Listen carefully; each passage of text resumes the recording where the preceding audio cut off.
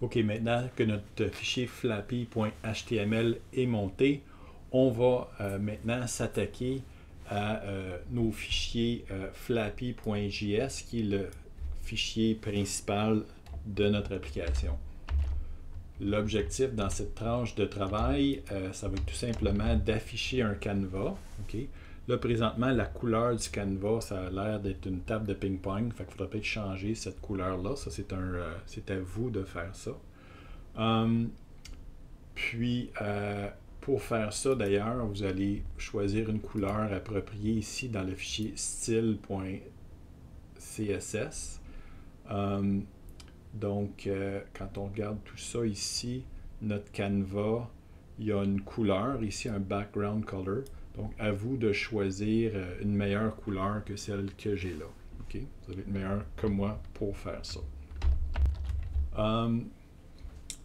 Une fois que vous allez avoir changé la couleur pour avoir quelque chose qui a plus d'allure, qui ressemble plus à un bleu ciel, notre objectif, ça va être d'avoir un carré. Okay? On commencera, je vais vous montrer comment dessiner un oiseau dans une vidéo plus tard, mais pour l'instant, on va se concentrer là, pour faire bouger ce rectangle-là. Donc, grosso modo, notre oiseau va être dessiné à l'intérieur de ce carré-là.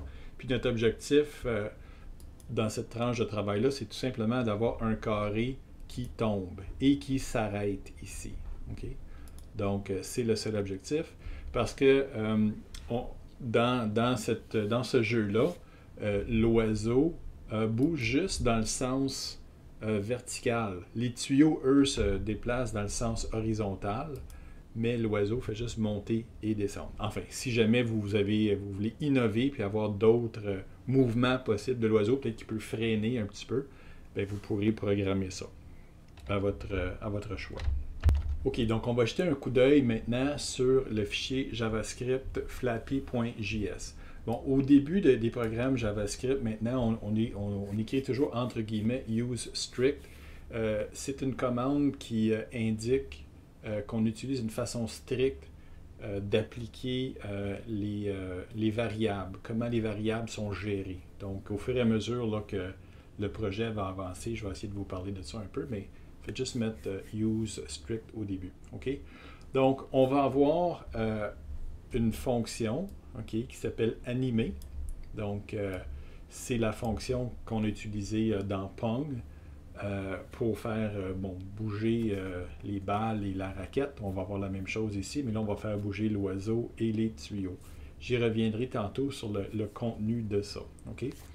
Notre programme commence vraiment ici à ma ligne numéro 16. Okay? Donc, la première chose que notre programme fait, c'est qu'il va écrire dans la console juste le mot Flappy, juste pour dire que le programme est parti et qu'on n'est pas complètement dans le champ. Okay? Donc, quand on regarde ici le programme Flappy, quand je l'exécute, si je fais un F12 pour ouvrir la console, je vois effectivement que ça m'a écrit Flappy. Donc, ce qui se passe ici, d'ailleurs, le programme nous le dit, Flappy JS17, c'est juste là. Okay? Donc, c'est exactement cette ligne-là qui a été exécutée. Ça n'apporte rien à notre jeu, mais ça nous permet de savoir que notre programme fonctionne un petit peu. Ensuite, on va définir ce qu'on appelle des variables globales. Okay? Des variables globales sont des variables qui ont été précédées par les 3 lettres VAR. C'est un genre de couleur mauve ici. Okay? Ces variables-là sont disponibles partout dans notre application. C'est bon, c'est moins bon, mais c'est commode d'avoir des variables qui sont disponibles en tout temps. Donc, on a déjà parlé de ça, la variable canvas ici va chercher un élément HTML qui possède un identifiant qui est égal à canvas1. Donc, ça vient chercher ici, très exactement à la ligne 20 de notre flappy.html, ça vient chercher le canevas qu'on a identifié, canvas1. Si jamais ici, vous avez été créatif, vous avez écrit par exemple canvas 22, puis ici, vous faites appel à Canvas 1, mais ça ne marchera pas. La connexion ne se fera pas. Il faut que ce soit vraiment exactement écrit de la même façon. Donc ça nous permet maintenant de mettre la main sur le canevas et de pouvoir écrire et dessiner dedans. Okay? Donc la première chose à faire par la suite, c'est de définir les dimensions de notre espace de jeu. Okay? Donc notre espace de jeu ici, Théoriquement, on a tout notre écran ici. On voit qu'à gauche et à droite, j'ai beaucoup d'espace blanc. C'est ici qu'on le définit. On prend la largeur de la fenêtre au complet et on multiplie par 0,5. Ça veut dire qu'on prend 50%. Okay? Et ça donne la largeur de notre canevas. Okay? Donc, on voit effectivement ici, avec un peu d'imagination, on peut voir que la zone verte ici, ça équivaut probablement à la zone blanche de gauche additionnée à celle de droite, c'est vraiment 50%. Si on voulait que notre jeu soit plus large, et si ça vous intéresse, si on veut que ça prenne par exemple 75% de la fenêtre, bien, vous pouvez changer ça pour 0,75 ici, puis vous allez avoir un rectangle qui est plus large. Donc, si ça vous intéresse, vous pouvez le faire. Maintenant, même chose ici pour la hauteur du canevas, c'est 80%. Donc, on va chercher 80% de la fenêtre. Si vous voulez que ça soit moins que ça, OK, donc, je sais pas, votre jeu est un peu différent. Vous voulez que ça soit un peu moins, mais vous pouvez le mettre plus petit. OK. Si vous voulez que ce soit vraiment beaucoup plus petit, ça a l'air d'un tunnel, par exemple, bien, ça pourrait être comme ça. OK. Donc, vous avez à changer ça. Donc, moi, je vais laisser ça à 0,8 et ça, je vais le laisser à 0,5, mais vous pouvez le changer selon ce qui vous plaît. OK, ensuite, il faut donner de l'information qu'on est en train de travailler dans un contexte de 2 dimensions, donc des X et des Y à notre canevas, et on met ça dans une variable qu'on appelle tout simplement C. C'est une variable qui est facile à écrire parce qu'on va l'utiliser souvent. OK, donc voilà, maintenant on va créer un objet oiseau. Okay? Je vais revenir sur la notion objet dans quelques instants, puis je vous rappelle l'importance de mettre un O majuscule ici. Maintenant, on ne l'a pas créé, notre objet oiseau, mais on va vouloir, sous peu, avoir un objet qu'on appelle oiseau avec un O majuscule, et on va en créer un nouveau. On va juste avoir un oiseau dans notre jeu. Si on voulait faire un multi-flappy, on pourrait avoir 2 oiseaux. Okay? Ça pourrait être intéressant comme jeu aussi. Au lieu d'appuyer sur la barre d'espacement, on pourrait appuyer sur 2 touches, par exemple le A et le L, par exemple. Puis le A ferait monter un oiseau, puis le L ferait monter le deuxième. Il faudrait que les 2 oiseaux passent à travers les tuyaux en même temps. Ça ajouterait de la complexité. Mais comme vous avez vu que je ne suis pas très bon à jouer à des jeux vidéo, donc moi, je n'ai pas fait cette complexité-là. Mais c'est ce qu'on a fait avec Pong. Dans le fond, on a créé plusieurs balles. Pour l'instant, on va juste créer un oiseau. Puis, on va donner les valeurs initiales ici. 10 et 20 vont être le coin supérieur gauche d'un carré. Okay? Donc 10 et 20. 10 ici, si on regarde d'où il part, notre oiseau, il part d'en haut ici. Donc à 10 pixels du bord ici et à 20 pixels de la frontière supérieure de notre canevas. Donc 10 dans le sens des X et puis 20 dans le sens des Y. Aussi, on a dit que la largeur et la hauteur du canevas serait de 50 et de 50, donc ça donne, pas du canevas, pardon, de l'oiseau, serait de 50. Okay? Donc c'est sûr que présentement, si vous faites ça, ça ne fonctionnera pas parce que vous n'avez pas défini votre oiseau. Moi, je triche un peu, là. Donc c'est juste pour vous montrer que ça va être les valeurs initiales. Je vais vous montrer tantôt comment on fait pour modifier tout ça. Donc là, ce qu'on a fait, c'est que notre programme a commencé, on a écrit Flappy dans la console, on est allé chercher notre élément Canvas, on a défini la largeur et la hauteur, on a dit qu'on allait travailler en 2 dimensions, et on a dit qu'on voudrait bien avoir un objet oiseau avec les paramètres que j'ai donnés tantôt, et ensuite on va lancer l'animation. Okay? Puis dans l'animation, ça va se définir en haut ici. Il y a toujours, quand on fait de l'animation, cette commande obligatoire-là qui est Request Animation Frame et le nom de la fonction qu'on a définie ici, animer. Ça demande au furteur de lancer une animation à chaque 60e de seconde. Donc à chaque 60e de seconde, donc 60 fois par seconde, cette fonction-là va être invoquée et va être affichée à l'écran. Donc la première chose à faire, c'est d'effacer le contenu de ce qu'il y a à l'écran parce qu'on veut partir avec un canevas nouveau à chaque 60e de seconde. Et ce qu'on va vouloir, c'est, je vais revenir là-dessus dans quelques instants, on va vouloir faire déplacer l'oiseau pour qu'il puisse tomber. Okay? et ensuite, on va vouloir dessiner l'oiseau. Okay? On peut faire le contraire aussi, on peut le dessiner puis le déplacer, mais pour l'instant, on va y aller dans ce sens-là.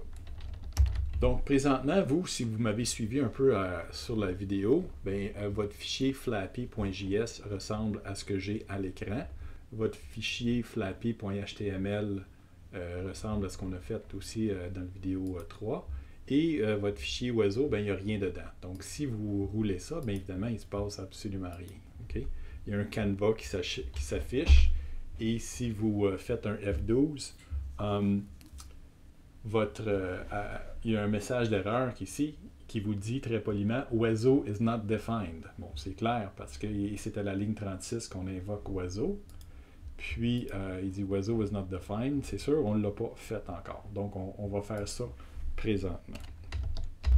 Bon, quand on crée un nouvel objet comme ça, parce que même si on va juste avoir un oiseau dans notre application, ça serait cool. J'aimerais ça que quelqu'un essaie d'avoir peut-être 2 oiseaux. Peut-être un qui arrive de la gauche, puis un autre qui arrive de la droite. Puis on a des tuyaux qui s'en vont dans les 2 directions. Enfin, là, il y a bien des façons là, de modifier le jeu Flappy pour que ce soit plus complexe. Quand on crée un nouvel objet comme ça, on appelle ça une classe. Okay? En anglais, a class. Okay? Donc, c'est un type, une classe d'objet. Puis, ces objets-là ont toujours une lettre majuscule en JavaScript. Donc, on va créer un oiseau. Dans notre programme, on va avoir une autre classe qu'on va définir qui va s'appeler tuyau. Donc, à ce moment-là, on va avoir un autre fichier qui va s'appeler tuyau.js, puis on va avoir un objet class qui va commencer par un T et on va l'appeler tuyau avec un T majuscule. Maintenant, cette classe-là va avoir, probablement quand on va finir, 4 fonctions. Okay? Obligatoirement, il doit y avoir une fonction qui s'appelle constructor qui va construire, qui va créer l'oiseau dans un premier temps. C'est ce qu'on fait ici à la ligne 36 quand on invoque la commande new. On dit on veut un nouvel oiseau. Donc, si on veut un nouvel oiseau, il faut construire l'oiseau. Donc, c'est cette fonction-là qui est appelée. Puis, voyez-vous ici, j'ai les paramètres x et y qui vont correspondre au coin supérieur gauche de notre oiseau, 10 et 20. Et puis, la largeur et la hauteur, L et H, de notre carré qui représente temporairement notre oiseau. Okay? Donc, maintenant, si on regarde en détail comment on fait ça, en JavaScript, quand on veut créer un attribut ou une propriété de l'oiseau, donc ce qui va caractériser notre oiseau, ça va être sa position X et sa position Y dans le canevas. Donc, on a créé une propriété ici qui s'appelle thisX et thisY. Et aussi, on va vouloir avoir une largeur et une hauteur. Donc, voici comment on va définir notre oiseau. On va vouloir aussi que notre oiseau, on puisse le dessiner. Okay? On va vouloir déplacer l'oiseau et éventuellement, on va vouloir que l'oiseau puisse battre ses ailes. Donc, présentement, si jamais vous voulez le faire tout de suite, là, vous pouvez juste écrire « battre aile » comme je viens de l'écrire à l'écran. Puis, j'ai mis un petit commentaire comme quoi c'est à venir. Donc, on fera ça dans quelques semaines. Pour déplacer l'oiseau, on en parlera tantôt. Pour dessiner l'oiseau, pour l'instant, ça va juste être très, très, très simple. C'est un rectangle. Okay? Donc, j'ai décidé, là, pour que ça ressemble un petit peu à un oiseau, que c'est qu'on prenne la couleur jaune. Okay? Et on va utiliser la commande fillRect qui va nous dessiner un rectangle. Mais étant donné que la largeur et la hauteur sont pareilles ici, ça va faire un carré. Et il faut spécifier la valeur de X de notre oiseau, la valeur de Y, ça c'est le coin supérieur gauche, okay? La largeur et la hauteur, ça va dessiner un triangle jaune. Donc si je retourne dans flappy.js, puis je fais juste enlever ici temporairement la commande pour faire déplacer l'oiseau, ce qui devrait arriver tout simplement, c'est qu'on efface notre canevas et on dessine l'oiseau. Donc notre oiseau va tout simplement être immobile dans son ciel. Bon, si on fait un petit test, il n'y a pas grand-chose à voir, mais ça nous indique que notre oiseau est là. Bon, j'en profite juste pour vous dire que si jamais on voulait, par exemple, changer les dimensions de l'oiseau, par exemple, si on voulait qu'il soit 50 par 100, que la hauteur soit plus haute, là. Okay, on pourrait le dessiner comme ça. Bon, je trouve que ça n'a pas l'air d'un oiseau, là. Mais enfin, si l'oiseau que vous dessinez, vous voulez qu'il ait cette allure-là, vous pouvez faire ça. Je vais le remettre à 50. Si vous voulez que votre oiseau commence plus vers la droite, on peut augmenter ça. On peut le mettre par exemple à 100 pixels. Okay. Puis ce qui va arriver, c'est que là, notre oiseau va être un peu plus à droite. Okay. Si vous voulez qu'il commence un petit peu moins haut, un petit peu plus, oui, moins haut ou plus bas, c'est ça. Mais au lieu de le mettre à 100 ici, vous pouvez le mettre peut-être à 150 pixels de la hauteur de la marge supérieure ici, puis votre oiseau va commencer là. Okay? Donc, comme vous voulez, moi je vais le laisser comme c'était tantôt, comme c'est écrit dans mes commentaires, puis vous pourrez le changer comme vous voulez. Dernière chose maintenant, c'est que notre oiseau ne bouge pas. Donc, on veut que l'oiseau bouge un petit peu. Donc, là, on va vouloir faire déplacer l'oiseau. Puis, la fonction déplacer ici va prendre deux paramètres. Okay? Donc, ça va nous dire de combien de pixels on veut déplacer l'oiseau dans la direction des X et de combien de pixels on veut déplacer l'oiseau dans la direction des Y. Je vous rappelle que en JavaScript, dans un Canva, l'axe des Y est pointé vers le bas. Donc 0, c'est en haut et 800, c'est vers le bas de votre écran. Donc ici, si on veut que notre oiseau tombe, on veut que la valeur de Y ici soit une valeur positive. Donc, si on va voir dans oiseau, dans déplacer, ce qu'on va obtenir, c'est la chose suivante. Okay?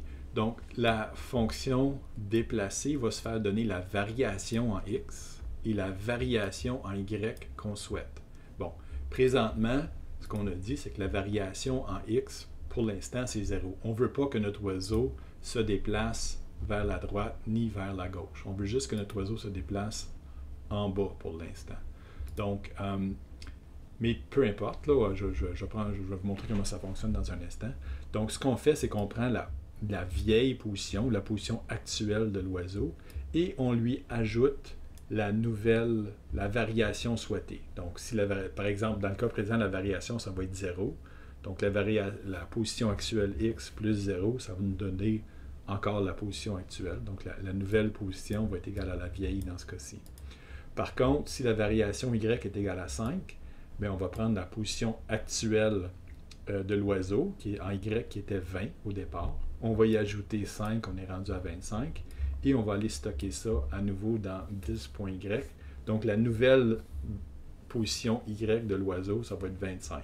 C'est ce qui fait que quand on va dessiner notre oiseau à nouveau, on va être rendu à 0,25 alors qu'au préalable, on était à 0,20. Donc, allons voir ce que ça donne. Et évidemment, notre oiseau tombe et on se rend compte que ça, c'est un peu insatisfaisant. L'oiseau disparaît en dessous, au-delà du bas de notre canevas. On va arranger ça dans un instant. Okay? Donc, juste pour vous montrer que si on voulait que l'oiseau tombe moins vite, okay, au lieu de faire 5 pixels de déplacement à chaque fois, disons qu'on dit que c'est 2 pixels à chaque fois, on peut sauvegarder ça. Puis là, on va voir que l'oiseau tombe plus lentement. Okay? Vous allez même voir peut-être un peu plus tard, si on veut s'amuser, on peut simuler de la vraie physique et avoir comme un oiseau qui tombe en chute libre. Puis on pourra utiliser une formule de physique que vous allez peut-être utiliser l'an prochain en 5e secondaire. Okay? Si on voulait aussi que notre oiseau se déplace dans la direction des X, lentement par exemple, ça amènerait de la difficulté supplémentaire au jeu. Bien, là, on voit que notre oiseau se déplace en X également. Donc, c'est le même principe avec les balles de Pong, si vous vous rappelez. Donc, si je fais la même chose ici, bien, on voit là, que un peu l'orientation a changé. Okay? Donc, ça, vous pourrez vous amuser avec ça si vous voulez. Pour l'instant, moi, je vais faire tomber l'oiseau directement vers le bas. Maintenant, il reste une chose à régler, c'est qu'on veut que l'oiseau s'arrête. Okay? Donc ça va être un exercice à vous de faire parce que vous avez fait des choses comme ça dans Pong, hein, pour pas que les balles rebondissent sur les murs et tout ça. Donc vous êtes capable de faire ça. Donc je vais juste vous donner un indice. Vous allez venir ici dans oiseau.js, puis juste avant ici d'effectuer le déplacement, vous allez émettre une condition. Et si la condition est respectée, à ce moment-là, là vous allez effectuer le calcul. Okay? Donc, vous allez devoir, par exemple, regarder où est rendu l'oiseau.